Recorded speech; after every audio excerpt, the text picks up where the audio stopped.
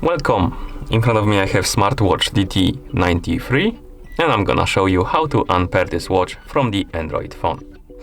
First we need to open the FitCloud Pro application on our phone. That is paired with our watch, of course. In the app, let's tap on device icon right here. Now you should see the device page.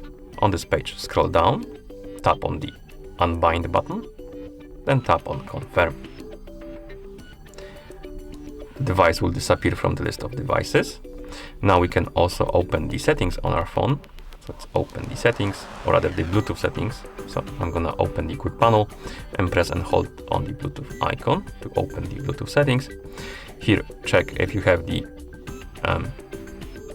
your watch on the list of devices. As you can see, on mine it's not, but if it was here, you can tap on the settings icon next to it and then tap on forget device and confirm by tapping on forget device.